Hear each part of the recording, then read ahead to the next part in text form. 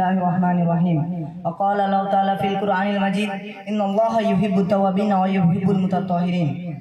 সম্মানিত সভা সভাপতি, শ্রদ্ধেয় বিচারক মণ্ডলী এবং আমার সম্মুখে বসে থাকা প্রিয় ভাই সকল, প্রশংসা মাত্রই সেই মহান রব্বুল আলামিনের, যার অশেষ রহমতে আমরা আজ এই মহৎ সম্মেলনে একত্রিত হতে পেরেছি, তাই সকলে বলে আলহামদুলিল্লাহ।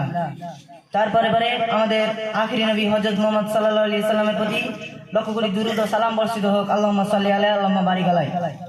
প্রিয় ভাই সকল, আজ আমি আপনাদের সামনে যে বিষয়টি নিয়ে আলোচনা করতে চলেছি সেটি হলো যুব সমাজের অবক্ষয় ও তার প্রতিকার।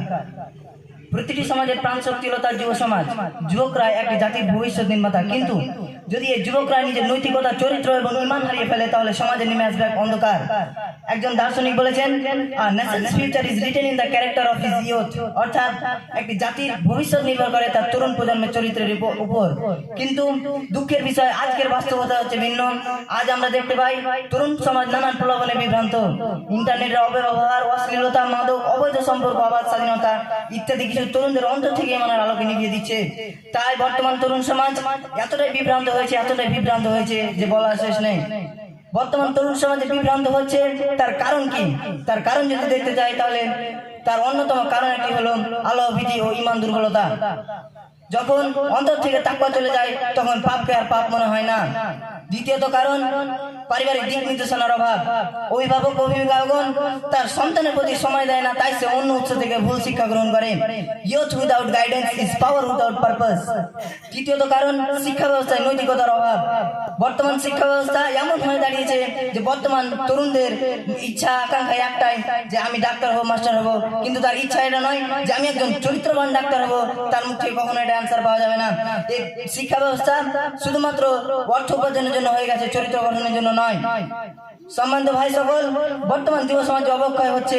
এই অবক্ষয়ের পর থেকে তাদের যদি আমরা ফিরিয়ে আনতে চাই, মুক্ত করতে চাই, তাহলে আমাদের কি কি করণীয় হবে? একজন দার্শনিক বলেছেন, when youth lost values a generation lost direction, অর্থাৎ যখন তোমরা তার মূল্যবোধ হারিয়ে দিবে তখন পুরো প্রজন্মটাই তার দিক নির্দেশনা হারিয়ে যাবে।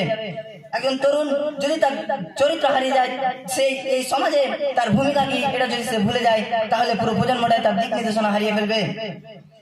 যদি আমরা এই তরুণদেরকে অবক্ষয় থেকে ফিরিয়ে আনতে চাই তাহলে আমাদের সর্বপ্রথম যেটা করণীয় হবে সেটা হলো আল্লাহ ভীতি অর্জন করা। আল্লাহ তাআলা সূরা আল বাকারা 222 নম্বর আয়াতে বলেছেন, ইন্নাল্লাহা ইউহিব্বুত তাওয়াবিন ওয়া ইউহিব্বুল মুতাত্তাহিরিন। নিশ্চয়ই আল্লাহ তাআলা ভালোবাসেন তাকে যে তওবা করে এবং নিজেকে পবিত্র রাখে। অর্থাৎ যে তওবা করবে এবং নিজেকে পবিত্র রাখবে আল্লাহ তাআলা তাকে ভালোবাসেন। দ্বিতীয় যেটা করণীয় হবে সঠিক বন্ধু ও পরিবেশ নির্বাচন। রাসূলুল্লাহ সাল্লাল্লাহু আলাইহি ওয়াসাল্লাম একটি হাদিসে বলেছেন, নিশ্চয়ই মানুষরা তার বন্ধু ধর্মের প্রতি বিশ্বাসী। অতএব তোমরা এটা সকলেই খেয়াল করো, তোমরা কাকে বন্ধুরূপে গ্রহণ করছো? আপনি একজন মুমিনকে বন্ধুরূপে গ্রহণ করছেন নাকি একজন কাফেরকে বন্ধুরূপে গ্রহণ করছেন? এটা লক্ষ্য রাখতে হবে।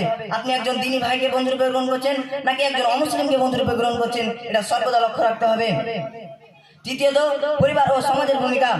এই পরিবার এমন হওয়া উচিত যেখান থেকে যুবকরা পাবে দিক নির্দেশনা, সঠিক দিক নির্দেশনা পাবে। যে পরিবার থেকে, সেই পরিবারের যুবক কখনোই ধ্বংস হবে না, সেই পরিবারের যুবক কখনোই অবক্ষয় হবে না। সমাজের যেটা ভূমিকা, সমাজ এমন হওয়া উচিত যেখান থেকে তরুণ সমাজ নানান সুযোগ সুবিধা পাবে। সমাজ থেকে তরুণদেরকে বিভিন্ন প্রকার উৎসাহিত করা হবে যে তোমরাই পারবে এই ঈমানকে দৃঢ় করতে, এই সমাজকে টিকিয়ে রাখতে তোমরাই পারবে। এরকম ভাবে তাদেরকে বিভিন্নভাবে উৎসাহিত করতে হবে।